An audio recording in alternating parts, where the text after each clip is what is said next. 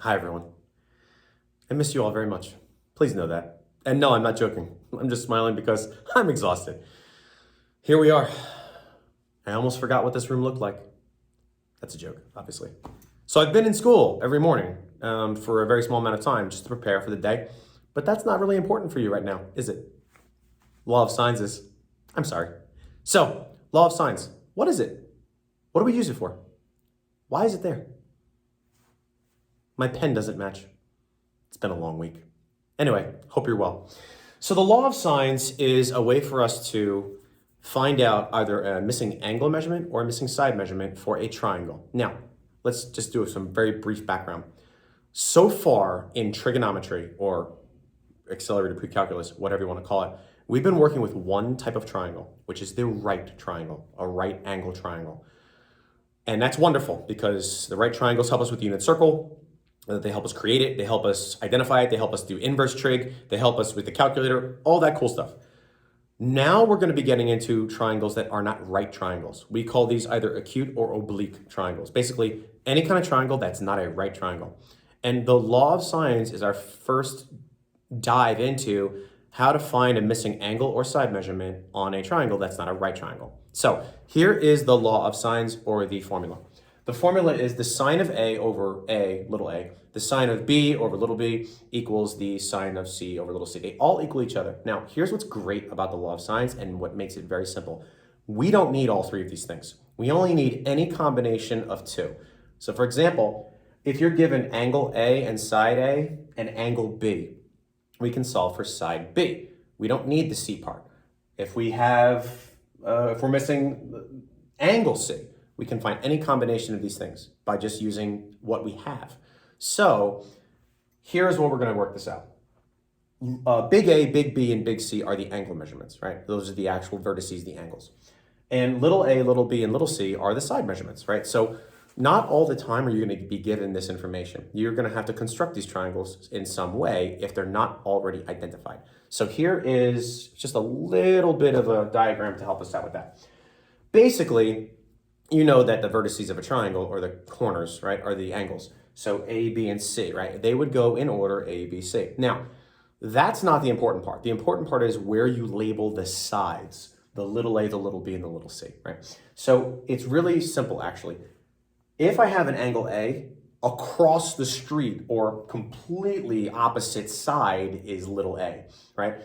If I have angle B, the opposite side is little b, big B, little b. I don't know if I said little b twice. I'm sorry. And then angle C, opposite will be the side of C. So these sides can never touch part of the angle that opens up to.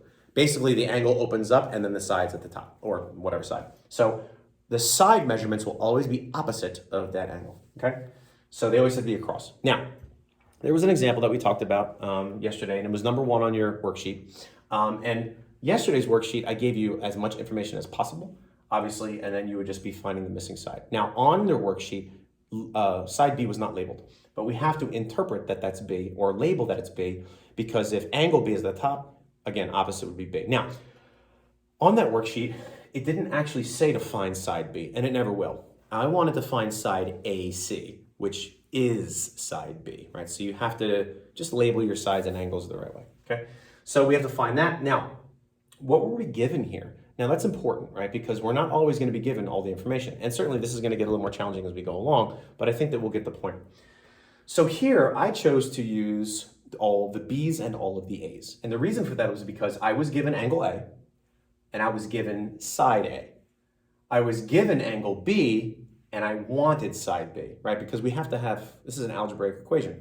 I need one missing. I can't have two missing and we're not gonna be able to solve for it. Now, getting angle C, or sorry, side C was not relevant in this case. And why is that? Well, because I wasn't directly given angle C. Now, could I have found angle C? Well, sure, because I know that the triangle theorem, or triangle sum theorem, says that all three angles of a triangle must equal 180. I could have very easily subtracted these two angles from 180 and found C. I didn't need to do that though, because that wasn't important, right? So anyway, so I found the information I needed. So I'm setting up this portion of my equation, which is just B and A. I plugged in what I knew, and then I cross multiplied. And you can see the cross multiplication here. I'm gonna bring this a little closer. right? So I did the cross multiplication here. Ooh, that's ugly. I apologize. Why is it like that? Okay. And then I found that the side B is 24.1, okay? And that's it. That's all there is to it. Now, when it's an angle that's missing, you're gonna have to interpret it differently. So for example, let's say that we found an angle, and let's say we got an angle of, I don't know, 0.084. And that was our answer for the angle. Clearly the angle is not 0.84 degrees, right? We have to interpret that. So what we would do is we would do second sine 0.84, and then we would get our angle measurement. Let me get a calculator real quick and I'll calculate it just to show you. I know you can still hear me, so don't worry. So if I did second sine 0.84, I'm not on the right degree. I have to do on degree measurement. So be on degrees in your calculator. So if I did second sine 0.84, I would get 57.14, which would be the answer for an angle. So if it comes up as a side, if I'm missing a side, it's going to come up exactly what I have to do. I don't have to do anything funky about it. But if I'm missing an angle measurement, what we get, we're going to have to put into the calculator in terms of the inverse to get the actual degree measurement, okay?